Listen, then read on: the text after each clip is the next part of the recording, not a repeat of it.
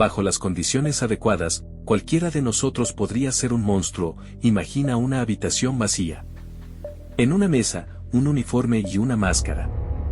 No hay antecedentes penales en tu historial, ni rastro de malicia en tu corazón. Pero Philip Zimbardo nos enseñó una verdad aterradora: el mal no es una herencia, es una circunstancia. Solemos creer que el mundo se divide en nosotros, los buenos, y ellos, los malvados. Es una mentira reconfortante. El efecto Lucifer no habla de demonios externos, sino del interruptor que todos llevamos dentro. Habla de cómo una persona corriente, un padre de familia, o un estudiante ejemplar, puede transformarse en un verdugo en menos de 6 días.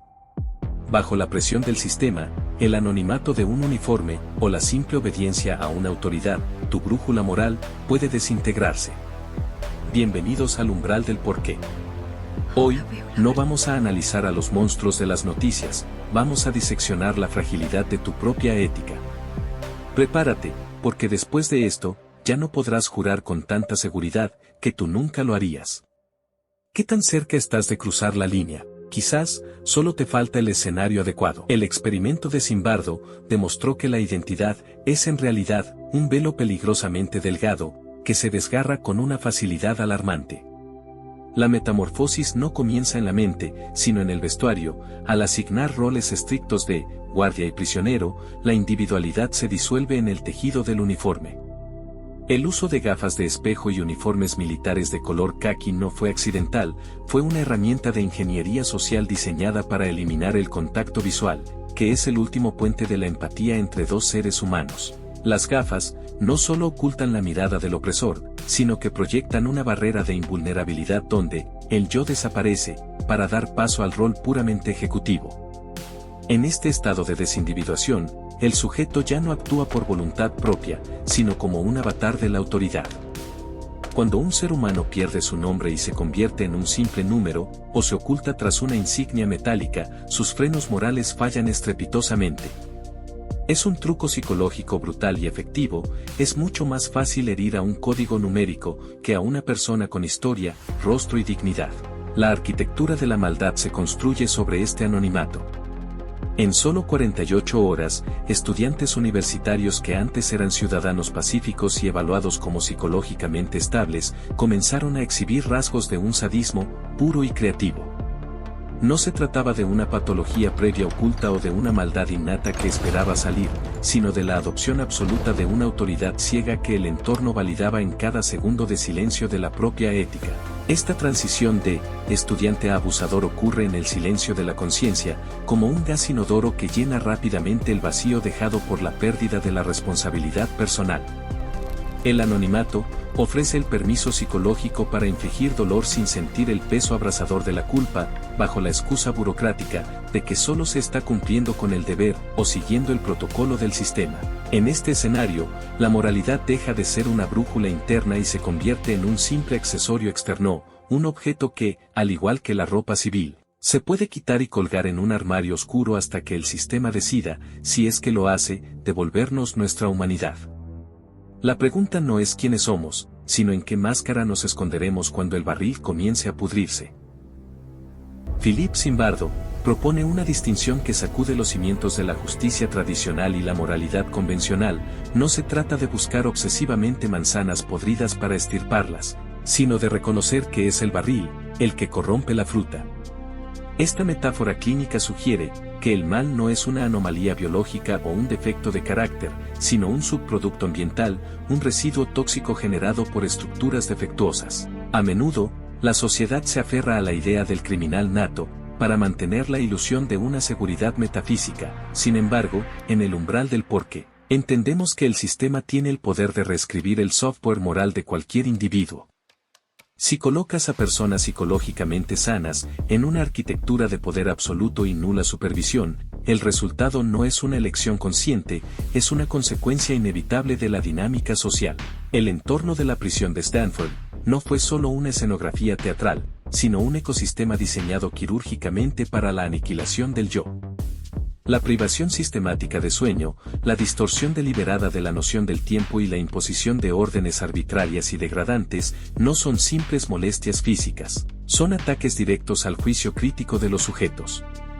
El sistema no solo permite el abuso, sino que lo incentiva al validar la eficiencia del control autoritario por encima de la dignidad humana. En este laboratorio de sombras, la autoridad no necesitaba ser justa para ser obedecida, solo necesitaba ser la única estructura presente en un vacío de civilidad, transformando a estudiantes en meros ejecutores de una voluntad sistémica superior.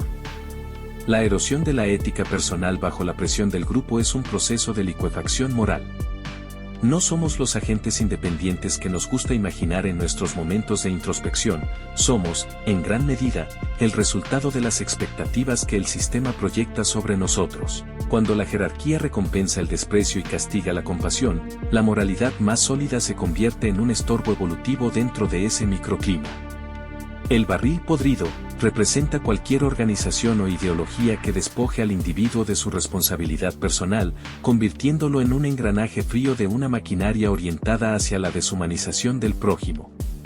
El componente más insidioso de este proceso es la ausencia de un contrapeso externo. Sin una mirada que juzgue desde fuera del barril, la perversión se normaliza hasta volverse invisible para quienes están sumergidos en ella.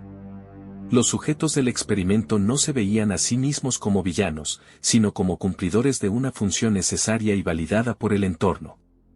Esta es la patología del sistema, la capacidad de anestesiar la conciencia a través de la repetición y la validación grupal. El mal deja de ser un acto de rebelión para convertirse en un acto de conformidad, transformando el laboratorio en un espejo oscuro de lo que cualquier sociedad puede llegar a ser si olvida vigilar a sus propios vigilantes. Para herir a otro ser humano sin que la conciencia se fracture, primero debemos despojarlo de su humanidad.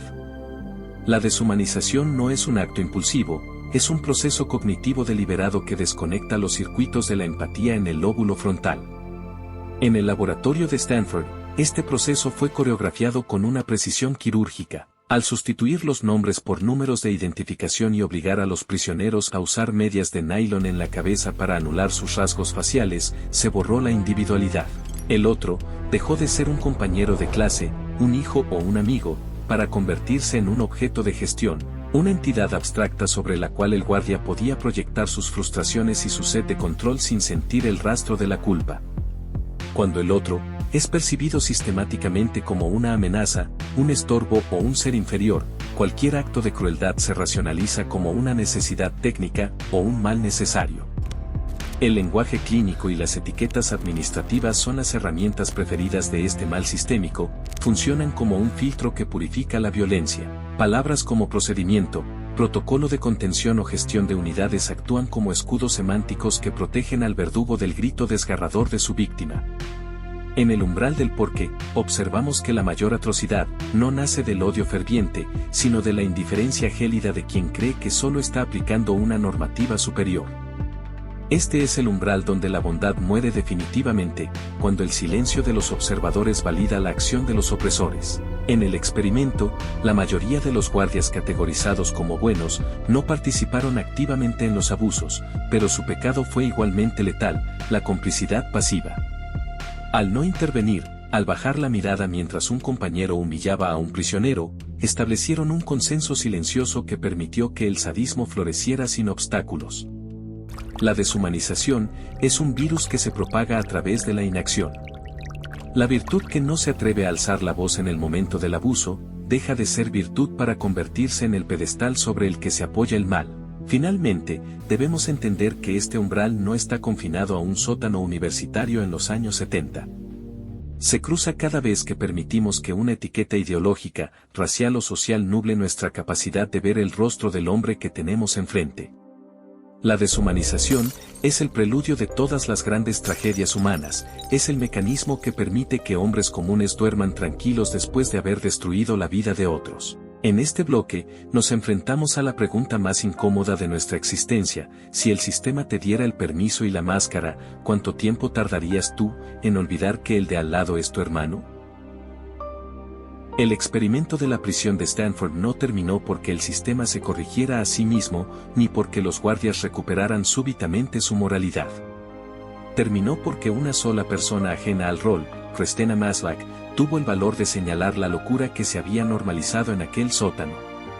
Esto nos entrega la lección más vital del efecto Lucifer: el mal no es una entidad mística o una esencia oscura, es una construcción social alimentada por la obediencia ciega y el silencio cómplice. Si el sistema posee la fuerza para desmantelar nuestra ética y corrompernos, también existe en cada uno de nosotros la capacidad latente de ser el héroe cotidiano que rompe la cadena.